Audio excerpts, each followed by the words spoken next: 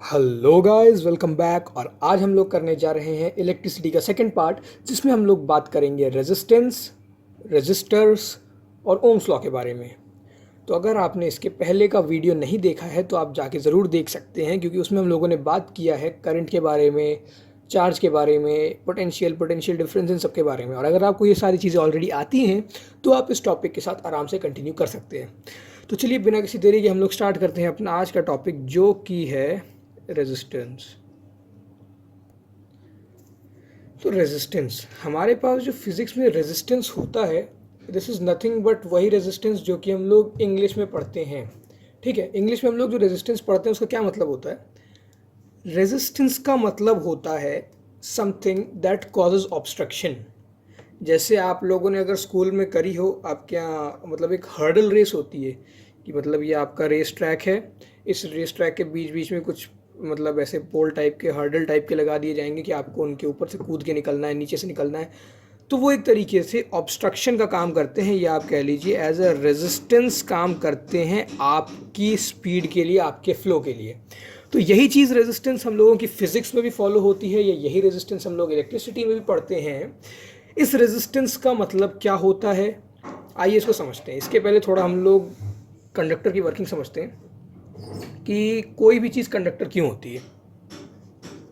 जिनको पता है बहुत अच्छी बात है, इसका एक ही रीज़न है, फ्री इलेक्ट्रॉन्स। एक मतलब ये एक मेन रीज़न है। ठीक है, जिस बॉडी में जितना ज़्यादा फ्री इलेक्ट्रॉन्स होगी वो उतनी अच्छी कंडक्टर होगी। ठीक, जितने ज़्यादा फ्री इलेक्ट्रॉन्स उतनी अच्छी कंडक्टर। तो अगर ऐसी बात है तो फ्री इलेक्ट्रॉन्स आते कहाँ से हैं? कोई हम लोगों ने मेटल का पीस लिया, ये एक हमने मेटल ले लिया, इसमें अलग से इलेक्ट्रॉन्स भर दिए, ऐसा होता है? नहीं, ऐसा बिल्कुल नहीं होता। ये इलेक्ट्रॉन्स कहाँ से आते हैं भैया? आते हैं एटम से। ठीक है, सपोज करो ये आपका एक एटम है। चलो चलो पे यार, एक सेकेंड ना। सपोज करो ये आपका एक एटम है। ठीक, अगर इस एटम ने एक इलेक्ट्रॉन निकाल दिया तो अब क्या हो जाएगा? ये जो एटम है ये कैटायन हो जाएगा। कैटायन मतलब एक पॉजिटिवली चार्ज आयन। ठीक, इस पर पॉजिटिव चार्ज आ जाएगा क्योंकि इसका एक इलेक्ट्रॉन कम हो गया। और ये जो इलेक्ट्रॉन है ये क्या है? ये है भैया फ्री इलेक्ट्रॉन। तो यही चीज़ अप्लाई होती है आपके कंडक्टर में। कैसे अप्लाई होती है? सपोज़ करिए मैं अभी एक मैग्नीफाइड इमेज दिखाऊंगा आपको, मतलब इमेज क्या दिखाऊंगा, क्या बनाऊंगा अभी।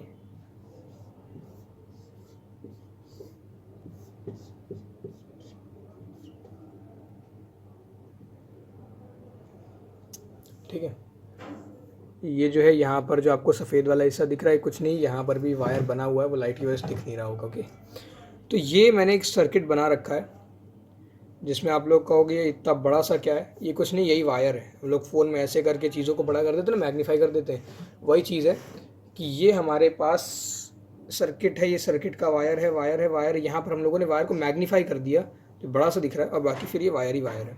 ठीक है, तो इसके अंदर क्या होता है? इसके अंदर होते हैं फ्री इलेक्ट्रॉन्स, और फ्री इलेक्ट्रॉन्स के साथ ये कैटायन।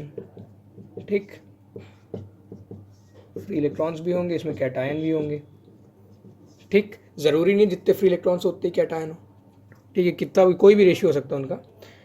तो ये जो होते हैं ये होते हैं फिक्स। क्या? कैटायन फिक्स होते हैं, अपनी जगह पे रहते, मूव नहीं करते। और इलेक्ट्रॉन्स जो हैं हमेशा मूव करते रहते हैं। ठीक, लेकिन रैंडम डायरेक्शन में, कोई इधर कर रहा है, कोई इधर कर रहा है, कोई इधर कर रहा है, कोई इधर कर रहा है, कोई इधर कर रहा है, नीचे ऊपर हर जगह। ठीक, अब क्या होगा? मैंने आपसे कहा था कि जब चार्जेस मूविंग होते हैं तब हम लोग करंट पढ़ते हैं, और जब चार्जेस स्टैटिक होते हैं तो हम लोग इलेक्ट्रोस्टैटिक फोर्स पढ़ते हैं। ठीक है, यहाँ पर क्या है? आप कहोगे यहाँ पर तो हमारा चार्ज मूविंग है तो यहाँ पर चार्ज प्रोड्यूस होना चाहिए, क्योंकि यहाँ पर इलेक्ट्रॉन मूव कर रहे हैं तो चार्ज होगा, चार्ज होगा तो हम लोग यहाँ करंट पढ़ेंगे। लेकिन नहीं, इसलिए क्योंकि यहाँ पर इनका मूवमेंट जो है रैंडम है। जैसे मान लो एक इलेक्ट्रॉन इस तरफ जा रहा है, एक दूसरा इलेक्ट्रॉन इस तरफ आ रहा है। अब क्या होगा? इससे कुछ चार्ज प्रोड्यूस होगा जो कि होगा 1.6 इंटू 10⁻⁻19 कूलम। इससे भी कुछ यही सेम चार्ज प्रोड्यूस होगा। ठीक है, दोनों का मैग्नीट्यूड सेम है, लेकिन अलग अलग डायरेक्शन की वजह से एक दूसरे से प्रोड्यूस चार्ज को ये कैंसिल आउट कर देते हैं। तो यही चीज़ होता है जब इलेक्ट्रॉन्स रैंडम मोशन में होते हैं, तो ये एक दूसरे का प्रोड्यूस किया हुआ चार्ज कैंसिल कर देते हैं। तो अगर देखा जाए तो इसमें जो नेट चार्ज फिर बनता है वो नियरली ज़ीरो होता है। ठीक है, हम लोग कह सकते हैं that the absolute charge tends to zero. Okay, अब अगर जो आपका चार्ज है वो ज़ीरो है फिर तो करंट फ्लो ही नहीं करेगा। इसके लिए हम लोग लगाते हैं एक सेल। अब ये मान लो मैंने सर्किट कंप्लीट कर दिया तो क्या होगा, और पिछली वीडियो में आपको बताया था सेल क्या होता है, जिन्होंने नहीं देखा उनको फिर बता दूं कि cell, this cell is nothing but a source of potential difference. क्या है भैया, this is source of potential difference. ठीक, जो लोग समझ रहे हैं कि करंट प्रोवाइड करता है, चार्ज प्रोवाइड करता है, इलेक्ट्रिसिटी प्रोवाइड करता है, बिल्कुल एब्सर्ड चीज़ है। ये सिर्फ पोटेंशियल डिफरेंस प्रोवाइड करता है, बाकी काम सर्किट अपने आप कर लेता है। ठीक, अभी ये जो चार्ज है इसमें एक नेगेटिव टर्मिनल, सॉरी ये जो सेल है इसमें एक नेगेटिव टर्मिनल है छोटा वाला, पॉजिटिव टर्मिनल है बड़ा वाला। ठीक, इलेक्ट्रॉन्स इधर से इधर फ्लो करेंगे, नेगेटिव से पॉजिटिव करेंगे ना, ये इलेक्ट्रॉन का फ्लो हो जाएगा। ठीक, जिस डायरेक्शन में इलेक्ट्रॉन फ्लो करेंगे चार्ज उसका अपोजिट फ्लो करेगा। एग्री कर रहे हैं सब लोग? अच्छी बात है। मैं जानता तो नहीं कौन कौन एग्री कर रहा है, लेकिन नहीं कर रहे तो आपका मतलब बेसिक क्लियर नहीं है, क्योंकि यही होता ही है, चार्ज इलेक्ट्रॉन के ऑपोजिट फ्लो करता है।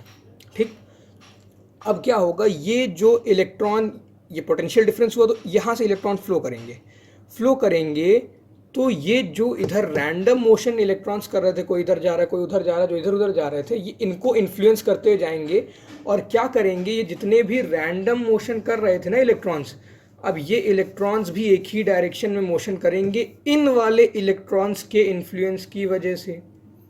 ठीक है, पोटेंशियल डिफरेंस क्रिएट हुआ तो उससे एक इन्फ्लुएंस इन वाले इलेक्ट्रॉन्स पे भी आया। अब ये जितने भी इलेक्ट्रॉन्स हैं इधर इधर इधर पूरे में, ये सारे इलेक्ट्रॉन्स इस डायरेक्शन में मूव करेंगे। ठीक, और हमारा जो पॉजिटिव चार्ज है, जो कैटायन है, वो फिक्स रहेगा हर जगह।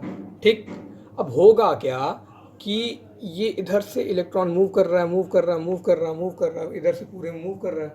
ठीक है, इधर से पूरे में इलेक्ट्रॉन मूव कर रहा है, किसी को कोई प्रॉब्लम होनी नहीं चाहिए यहाँ तक तो। लेकिन अब क्या होगा, जब ये इलेक्ट्रॉन मूव करेगा तो इसको ये जो फिक्स कैटायन है ये रेजिस्टेंस प्रोवाइड करता है। कैसे करता है, सपोज़ करो ये आपकी कोई गाड़ी है, ठीक, 2 व्हीलर 4 व्हीलर जो भी है, सामने अगर स्पीड ब्रेकर आए, अब 80 की स्पीड से जा रहे हो, स्पीड ब्रेकर आए तो आपको स्पीड धीमे करनी पड़ेगी।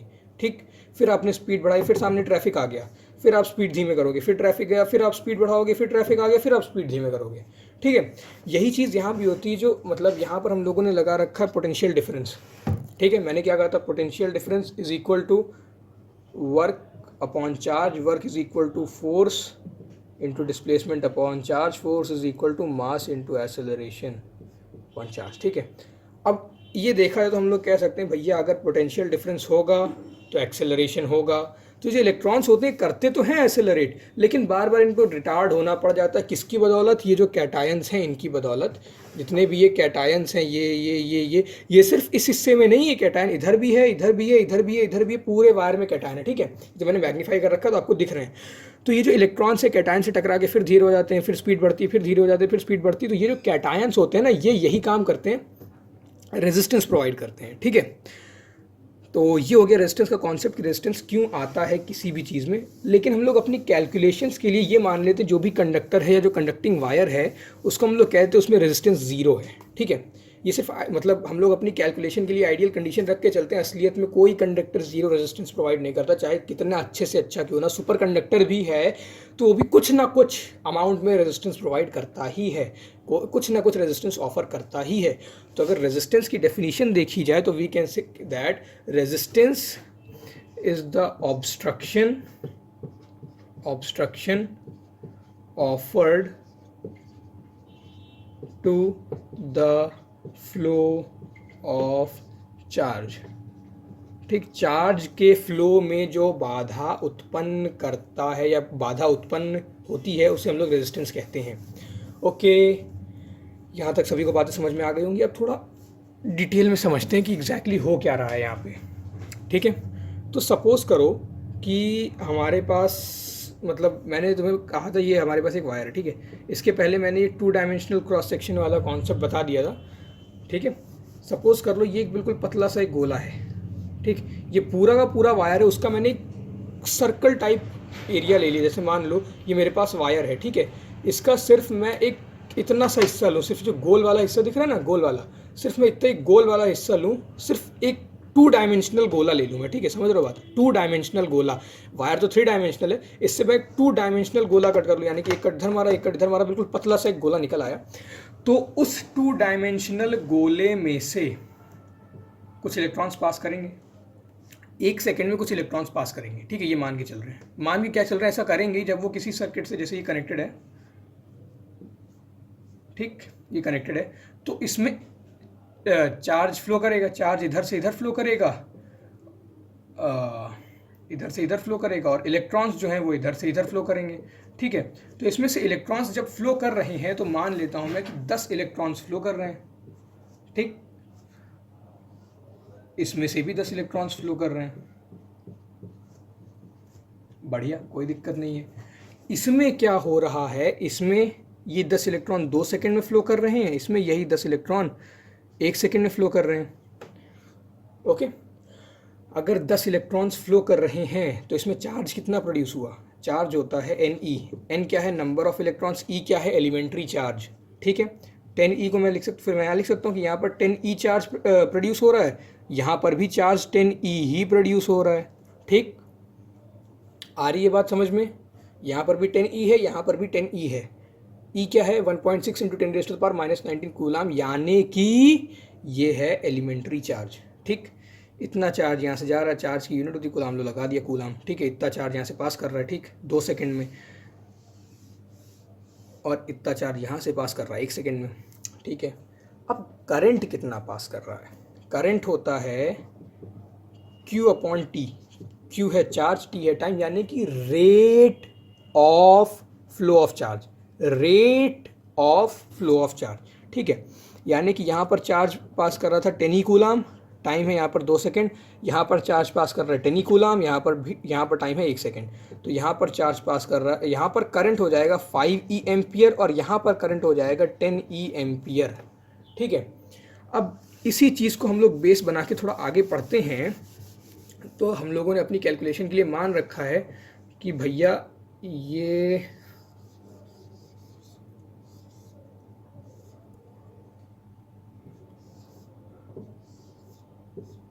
किसी भी सर्किट में हम लोग रेजिस्टेंस को ऐसे रिप्रेजेंट करते हैं, ठीक है।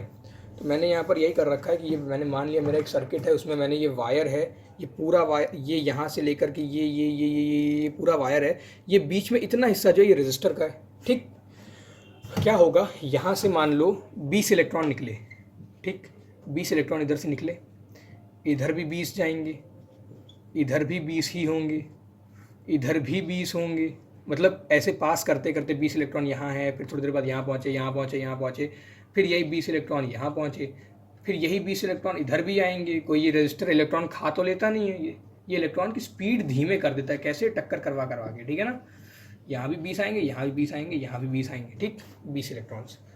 अब क्या होगा भैया, चार्ज जो है उल्टे डायरेक्शन में फ्लो करेगा, 20 इलेक्ट्रॉन्स जो चार्ज प्रोड्यूस करेंगे वो चार्ज इधर फ्लो करेगा, इधर फ्लो करेगा, इधर फ्लो करेगा, इधर फ्लो करेगा, इधर फ्लो करेगा, इधर फ्लो करेगा, इधर फ्लो करेगा, इधर फ्लो करेगा, यहाँ तक तो कोई दिक्कत होनी नहीं चाहिए, ठीक है।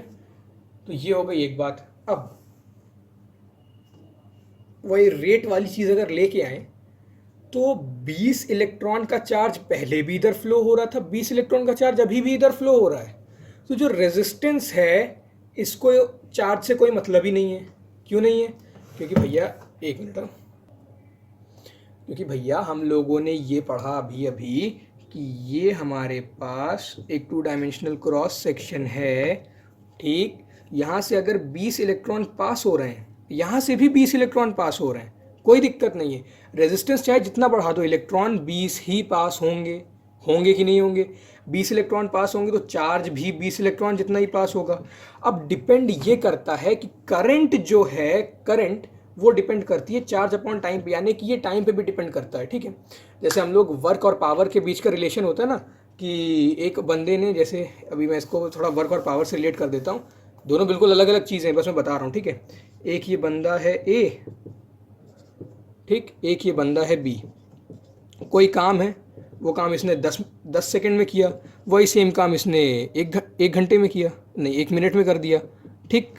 अब आप क्या कहोगे, इनमें ज़्यादा एफिशिएंट कौन है, भैया वही भारी भरकम कोई कुली है, कुली को वो सामान ट्रेन तक लेके जाना था, ये वाला कुली उस सामान को 10 सेकंड में लेके चला गया, ये वाला कुली उसी सामान को 1 मिनट लगाया, तो आप क्या कहोगे, ये वाला कुली ज़्यादा पावरफुल है। क्यों? क्योंकि इसने कम टाइम में किया, टाइम को कंसिडरेशन में हम लोगों ने लिया। और यहाँ पर सिंपल सा हमें हमारी गाड़ी छूटी जा रही थी, ठीक है।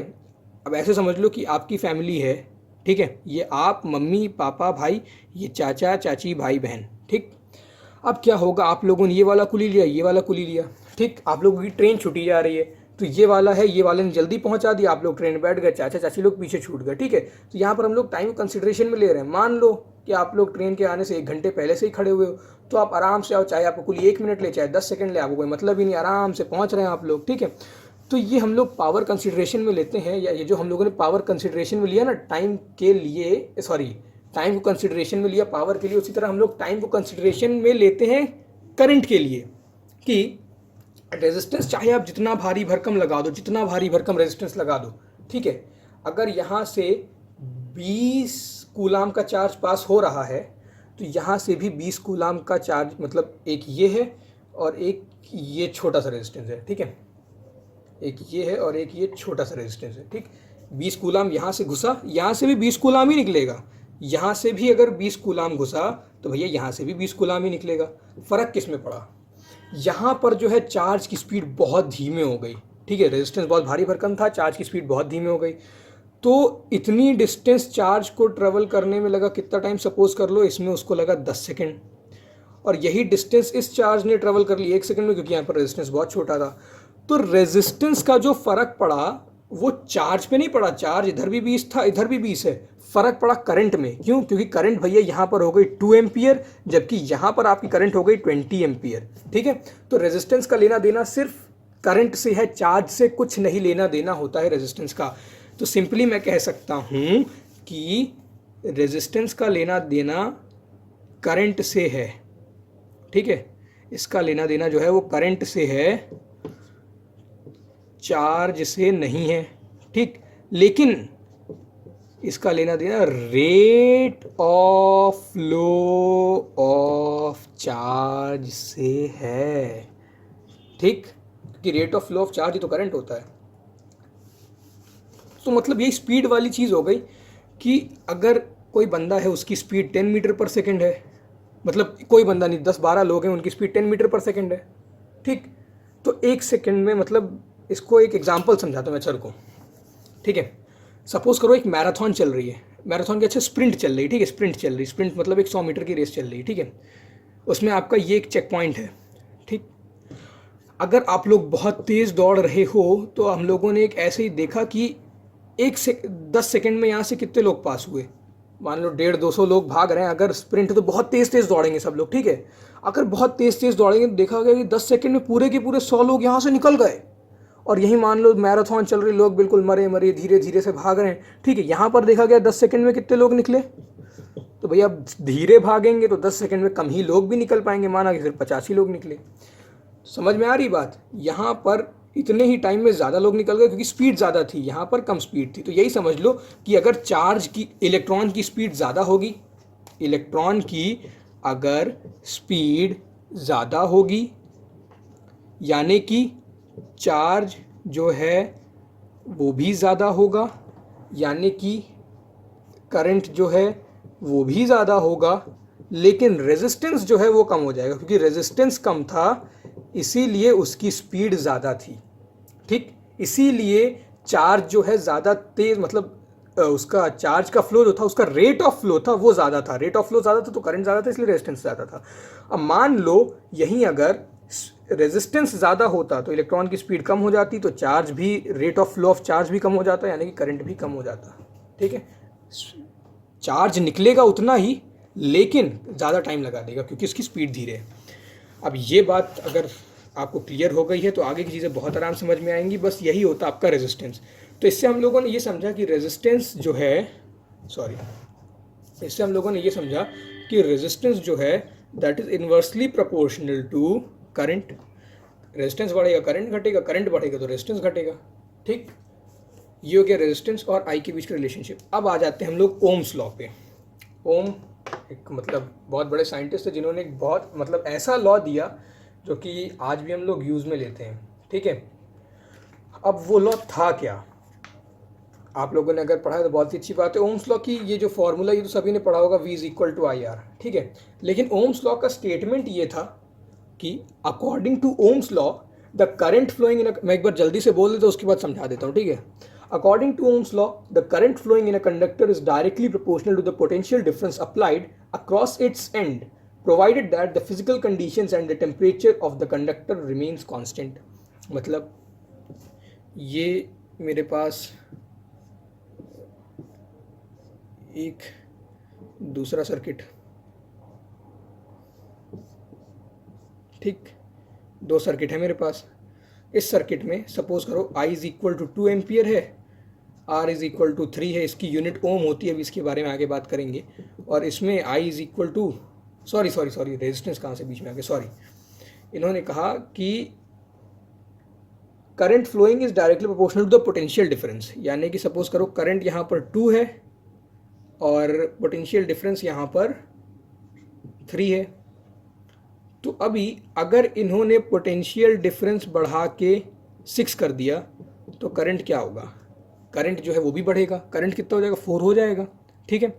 ये इनका कहना था कि इनके बीच में डायरेक्ट प्रोपोर्शनैलिटी है, लेकिन इसकी एक कंडीशन है कि दोनों की एक्सटर्नल कंडीशन सेम होनी चाहिए, यानी कि जो टेम्परेचर यहाँ था वही टेम्परेचर यहाँ हो, जो प्रेशर यहाँ था वही प्रेशर यहाँ हो। यानी कि एक्सटर्नल कंडीशंस में अगर बदलाव ना हो तो ओम्स लॉ बहुत जगह लग जाता है। बट इसकी लिमिटेशन क्या है, it is only and only applicable when temperature of both the systems is equal, दोनों इक्वल टेम्परेचर पर अगर परफॉर्म किए जा रहे हो तो यहाँ से हमें एक और बात मिल गई कि V is directly proportional to I, ठीक है, मिल गई ना।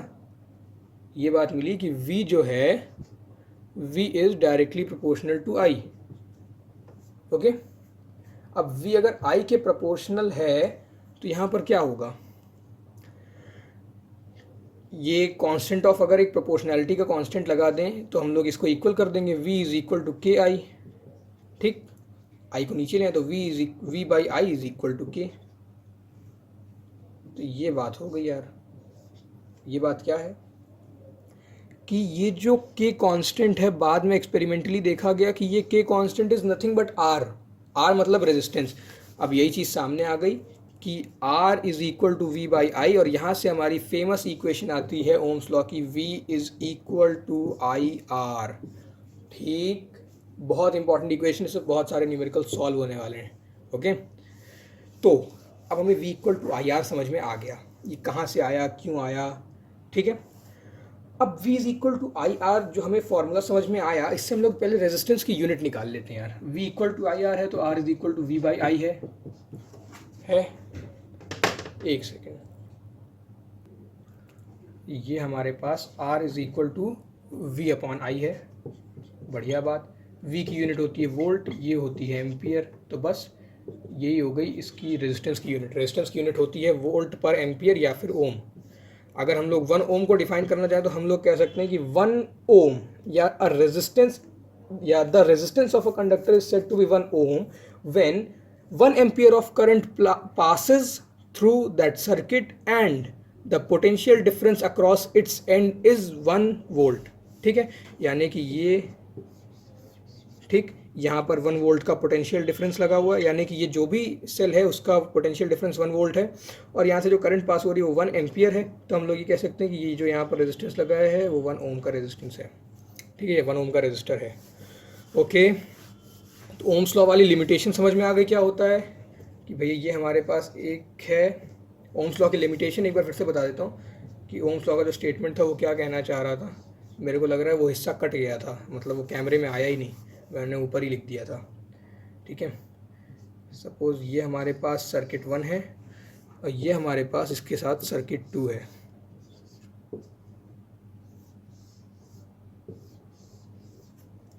ठीक है। ये हमारे पास अब 2 सर्किट हो गए। अब इन सर्किट का हमें करना क्या है, उन्होंने ये कहा कि यहाँ पर जो भी पोटेंशियल डिफरेंस है वो is directly proportional to the current, ठीक। सपोज़ यहाँ पर आपके पास पोटेंशियल डिफरेंस है V इज इक्वल टू 2 है, V इज इक्वल टू 2 पे I इज इक्वल टू 1 है, ठीक, अगर v इज इक्वल टू 4 हो जाएगा तो i इज इक्वल टू 2 हो जाएगा, ये दुगना हुआ तो ये भी दुगना, इनमें डायरेक्ट प्रोपोर्शनैलिटी है, एक बढ़ेगा तो दूसरा भी बढ़ेगा। ठीक, लेकिन at the same time we have to ensure कि यहाँ पर जो एक्सटर्नल कंडीशंस हैं वो सेम होनी चाहिए। क्या सेम होनी चाहिए? जो एक्सटर्नल फिजिकल कंडीशंस हैं वो सेम होनी चाहिए। जैसे टेम्परेचर जो यहाँ पर है वही सेम टेम्परेचर यहाँ पे भी होगा, जो प्रेशर यहाँ पर है वही सेम प्रेशर यहाँ पे भी होगा, इस टाइप की कुछ चीज़ें हैं। ये लिमिटेशन है ओम लॉ की, या कह लो कि ओम्स लॉ में यही है कि जो बाहर का टेम्परेचर है स्पेशली वो इक्वल होना चाहिए दोनों ही सिस्टम्स का। ठीक है, इसके बाद आ जाती है एक छोटी सी चीज़, जिसको हम लोग कंडक्टेंस नाम से जानते हैं। तो ये हमारे पास जो कंडक्टेंस है ये क्या होती है? तो भाई conductance is the reciprocal of resistance. Conductance को हम लोग जी से रिप्रेजेंट करते हैं। ठीक है, जी इज इक्वल टू 1/r। ठीक है, इसका कुछ ज़्यादा इंपॉर्टेंट रोल नहीं है, बस दिया है तो पढ़ लेते हैं। इसकी यूनिट क्या होती है? जो इसकी यूनिट होगी उसका उल्टा हो जाएगा, यानी कि 1/ओम हो जाएगी इसकी यूनिट। इसकी 3 मतलब हम लोग पहले ही इसकी कंडक्टेंस की यूनिट को हम लोग मोह कहते थे, मोह, ओम का उल्टा मोह, या फिर ओम रेज टू -1 कहते थे, और अब हम लोग इसको सीमेन कहते हैं।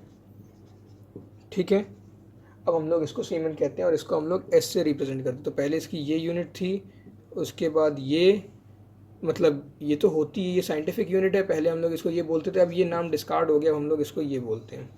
ठीक, ये हो गया आपका कंडक्टेंस वाली बात, इसमें कुछ इंपॉर्टेंट नहीं था। ठीक है, अब हम लोग अगर बात कर लें यार ग्राफ की, ग्राफ ये इंपॉर्टेंट ग्राफ है। ठीक है, हल्के मत लेना।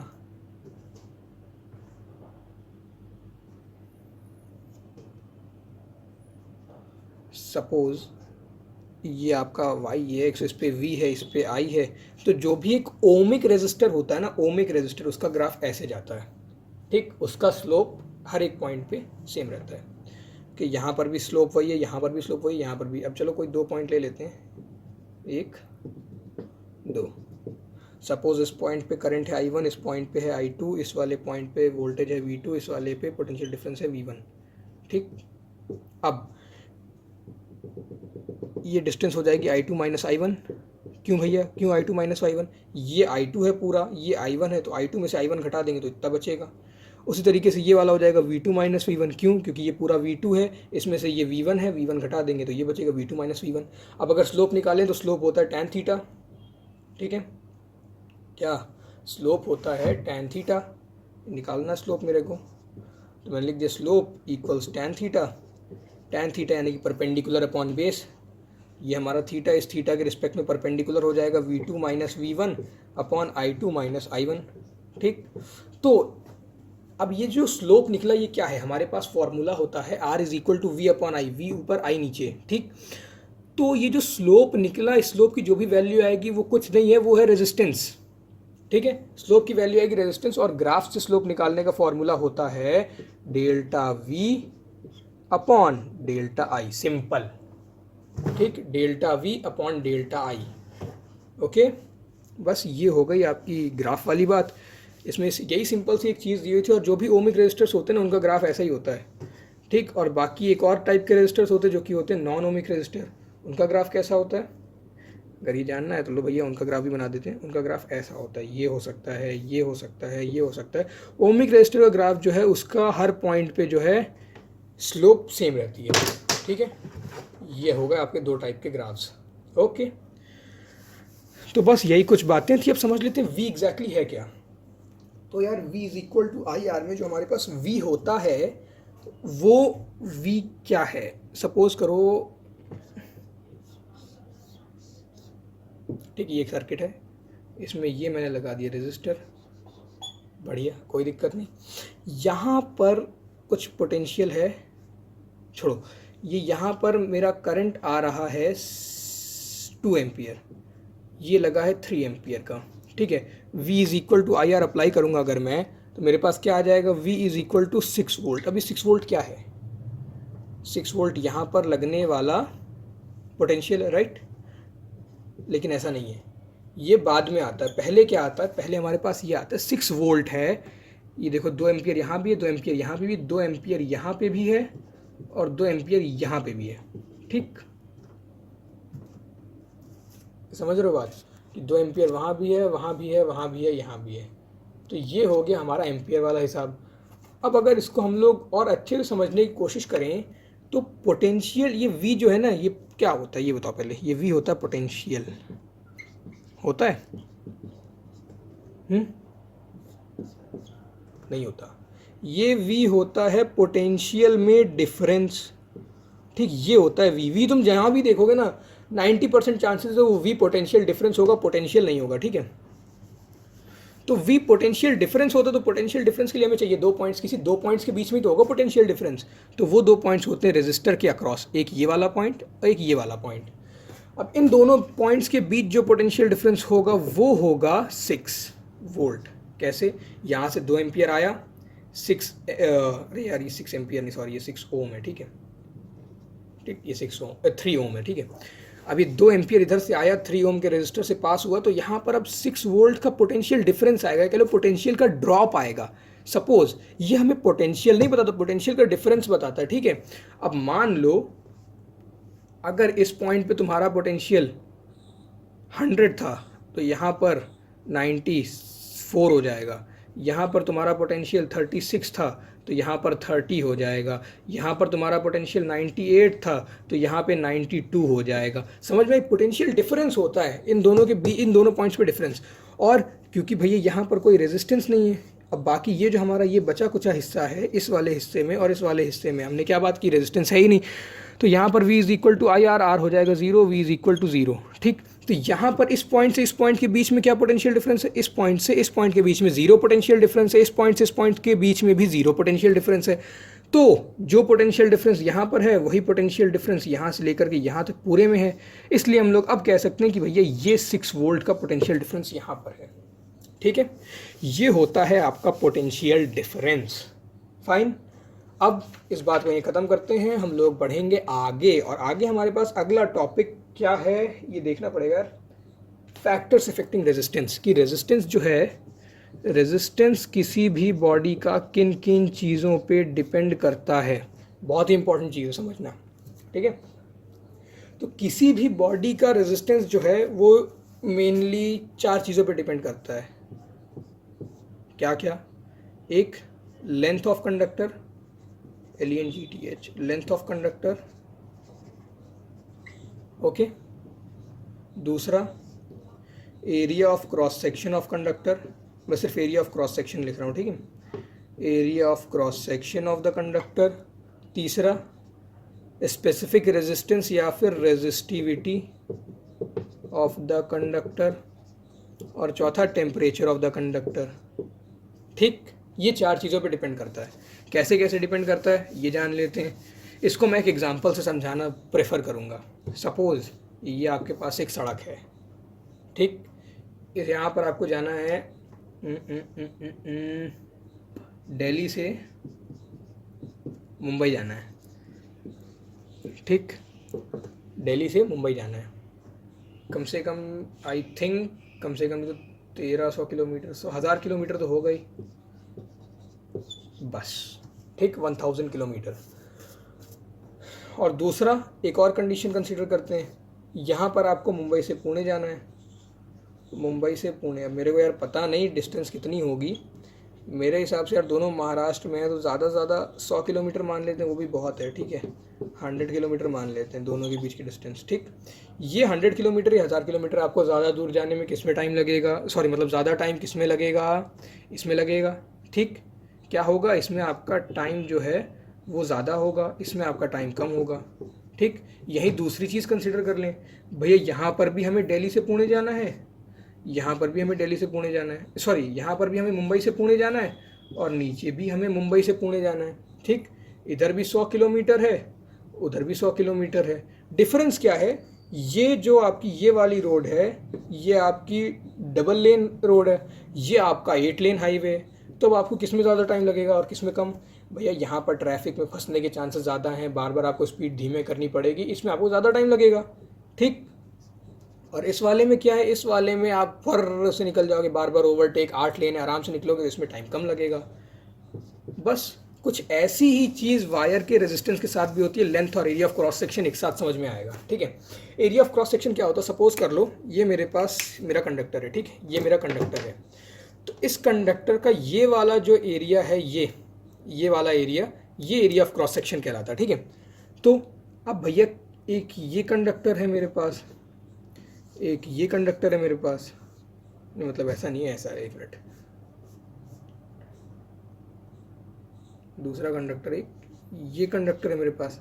अब बताओ क्या होगा, इसमें जो इलेक्ट्रॉन्स होंगे, जैसे हमें मुंबई से पुणे जाना था, ठीक है, रास्ते में ट्रैफिक था, यहाँ पर ये इलेक्ट्रॉन्स है, हमें जाना था, इसमें इलेक्ट्रॉन्स को जाना है, हमें मुंबई से पुणे जाना था, इलेक्ट्रॉन्स को यहाँ क्या कहते हैं, एक टर्मिनल से मतलब एक एंड से दूसरे एंड पे जाना है। क्या होगा, यहाँ रास्ता पतला है, यहाँ पर ये जो पॉजिटिव कैटायन होंगे इनसे ज़्यादा भिड़ेंगे, तो इनको जाने में ज़्यादा टाइम लगेगा, ठीक। यहाँ पर क्या भैया, रास्ता चौड़ा है, आराम से निकलेंगे, ज़्यादा निकलेंगे, तो यहाँ पर टाइम कम लगेगा, ठीक। टाइम कम लगेगा मतलब हमने बात की current is equal to Q by T, ठीक। इसमें क्या है, इसमें टाइम ज़्यादा लगेगा, इसमें टाइम कम लगेगा, इसमें टाइम ज़्यादा लगेगा मतलब इसमें जो है करंट ज़्यादा होगा, इसमें टाइम कम लगेगा मतलब इसमें करंट सॉरी इसमें टाइम ज़्यादा लगेगा मतलब करंट इसमें कम हो जाएगा, ठीक है। इसमें टाइम कम लगेगा तो इसमें करंट ज़्यादा हो जाएगा, अगर इसमें ये करंट कम हो जाएगा तो इसमें रेजिस्टेंस ज़्यादा हो जाएगा और इसमें रेजिस्टेंस कम हो जाएगा। आइए बात समझ में, लेंथ दोनों की सेम है, दोनों का डिफरेंट क्या है, एरिया ऑफ क्रॉस सेक्शन। तो अब इससे हम लोग ये कह सकते हैं भैया इसका एरिया ऑफ क्रॉस सेक्शन कम तो इसका रेजिस्टेंस ज़्यादा, इसका एरिया ऑफ क्रॉस सेक्शन ज़्यादा तो इसका रेजिस्टेंस कम। अब हम लोग पहली चीज़ डिराइव कर चुके भैया क्या, कि resistance is directly proportional to inversely proportional to area of cross section. Area of cross section जितना ज़्यादा ये उतना कम, ठीक। दूसरी बात आती है लेंथ की, जैसे हम लोग बात कर चुके हैं मुंबई से पुणे जाने में कम टाइम लगेगा, उसी सेम रोड में 2 लेन रोड ये भी, 2 लेन रोड वो भी है, उसमें दिल्ली से मुंबई जाने में ज़्यादा टाइम लगेगा, क्यों, क्योंकि लेंथ ज़्यादा है, ठीक। तो हम लोग सिंपल से कह सकते हैं ये हमारे पास एक है, ये हमारे पास दूसरा है, ठीक है, दोनों का area of cross section equal है, तो इलेक्ट्रॉन्स को यहाँ से यहाँ तक जाने में ज़्यादा टाइम लगेगा, यहाँ से यहाँ तक जाने में कम टाइम लगेगा, यानी कि लेंथ जितनी कम रेजिस्टेंस उतना ही कम लेगा, क्यों, लेंथ कम है, जल्दी पहुँचेंगे, टाइम कम लगेगा, कम लगेगा तो करंट ज़्यादा होगा तो रेजिस्टेंस कम होगा, ठीक।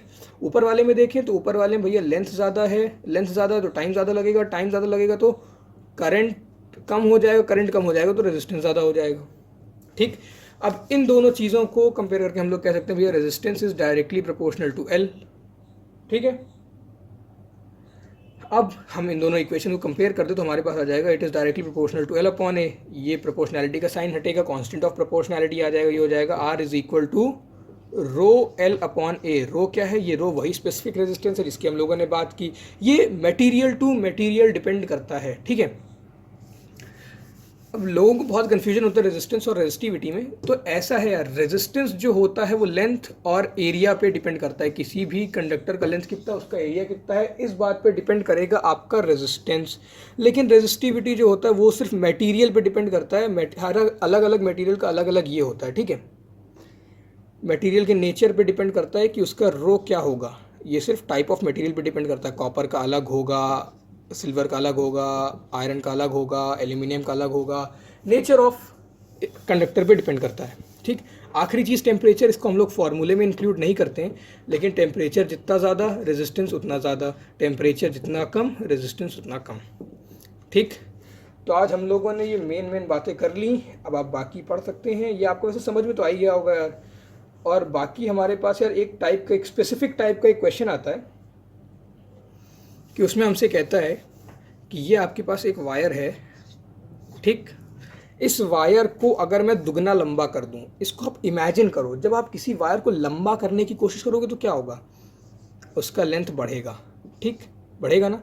एट द सेम टाइम देखो यार, वायर मेरे पास पहले भी इतना था, अभी भी इतना ही वायर है, अगर मैं उसको लंबा करूंगा वायर का वॉल्यूम उतना ही रहने वाला है, तो अगर मैं लंबा करूँगा उसकी लेंथ लंबी होगी तो उसका एरिया घटेगा ना।